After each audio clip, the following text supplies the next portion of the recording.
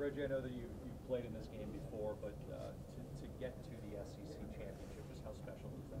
Oh, it's very special. There's a lot of great teams in this conference that we had to fight off, and we did a great job. Even though we have adversity, beginning of the year losing to Ole Miss, but since then guys are horned in. And this is a great opportunity for the young guys to see going on in their career being here, to see how hard it takes to get to where we are now. So I'm very happy and excited to be here.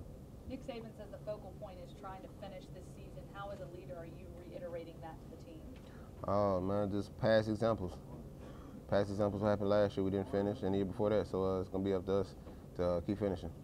Since the SEC championship came into existence, Florida and Alabama have been there more than anyone else. They've kind of been the flagship institutions for the two divisions. Does it add a little bit more when it's Alabama, Florida in the championship? Oh yeah, because it's two good teams and two good coaches.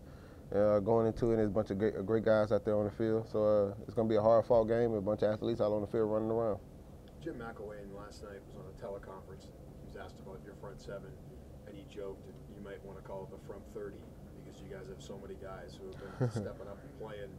First of all, what's your reaction to that when you get this kind of praise from opposing coaches and even nationally from media members too? I mean, your front seven's getting a lot of publicity. Oh yeah, it shows the guys are stepping up because they see other guys how hard they out there working. Oh yeah, they're like, I know Tim, for example. I know Jay Reed and all them got the praise of coming in during the season, but Tim stepped up a lot on the pass rushing part. Ryan Anderson stepped up. Denzel Duval does what he does. Dylan Lee does what he does. Jay Reed is the force out of the whole front seven, him and Ashawn. So, and you seeing guys that they work hard, that makes the other guys want to work hard too in the front seven. Ruben stepping up. Sean Dale Hamilton, he's doing the things he got to do. But for the most part, when you see your guys that they're working hard, it makes other guys want to step up too and play. I know you always want to focus on the game and all that, and it's true. But I mean, you've had so much national praise. I mean, you hear it, right? You guys are aware of it, no? Yeah, we're aware of it, but it's something that's not going to phase us because we have a common goal on the team. We're trying to get to the playoffs and being one of the top four. But we still got Florida in front of us, so we got to keep working hard. But that stuff doesn't really phase us like that.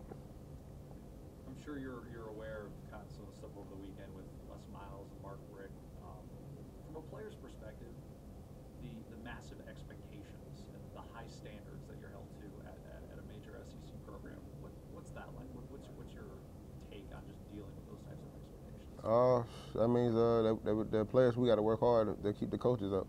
So I know Coach Saban's done a great job, but I really don't know Les Miles or Coach Rick circumstances like that. But I know for Coach Saban, we have a very high expectation of, and we're winning games right here. So we got to keep doing our job and keep going forward for Coach Saban. What does Kirby Smart do that makes you all buy in? If you guys are rotating every week and you have a bunch of 4 and 5 stars playing really well, front seven, everything, what does he do as a coach that makes you all buy in? Oh, he does the little thing. He makes sure we get the little things before the big things, because the big things are easy to get, and the little things are easy to take off to the side. And Coach Smart helps on the little things all the time, but make sure that we got the right calls to set the guys up in the front, make sure that the guys at the back are coming down the right way. So Coach Smart makes sure we get the little things right. Well, Florida's been struggling to score points. Are they better than what we think, or have they struggling right now? I really don't know what to tell you because I haven't really watched too much film on them, and I ain't really seen them play, so I really don't know what to tell you. I want to ask you about Reuben Foster. I know the tackling form was something that Nick Saban discussed in the last year or two with him. How much have you seen him evolve as a player, not only with his technique, but also as a leader as well? He's putting the effort. He's putting the necessary time in, and he's putting the effort in he needs to do. So I know I told him this year's gonna be real big for him, and he's doing what he got to do. He's watching film. He's staying late, coming in early, doing the things he got to do to be a better football player and enhance his game.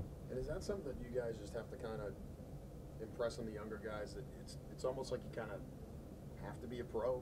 Yeah, cause it's the type of team Coach Saban runs is a pro style. How we do things around here, and for the most part, you gotta learn how to get your priorities in order from the jump, and that's how Coach Saban runs things right here. That's all about your priorities, then everything else will come. So yeah. This is a league where you don't really see too many repeat champions, and it really hasn't happened often in the SEC championship game era. If you guys win Saturday, what does it mean to be back-to-back SEC champions? It means we put in the necessary work. Guys are focused in on the right things, and we done our jobs, and we prepared the right way. We didn't slack off, and we did what we have to do. We listened to coach, and I think the only thing we got to do is just keep. The thing we got to do is keep listening to coaching, because he's gonna put us in the right positions to be successful. And the times we don't listen to him, the times we're not. So we got to keep listening to him, and so we can put ourselves in the right position.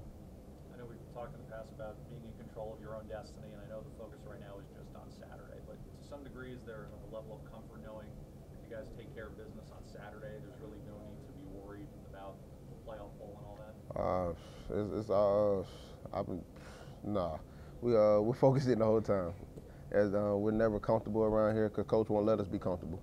And that's the type of guy he is. He always makes sure that we're focusing on the things that we have to focus in on. And right now, like, it's Florida, so we got to focus in on.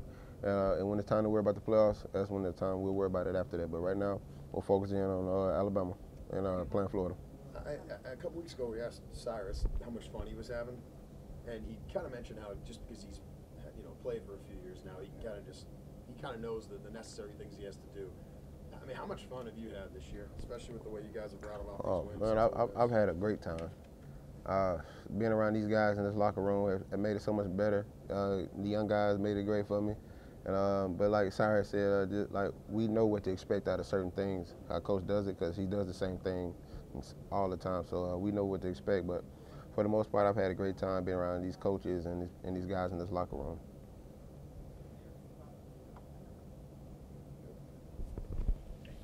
Thanks, Reggie. Thank you.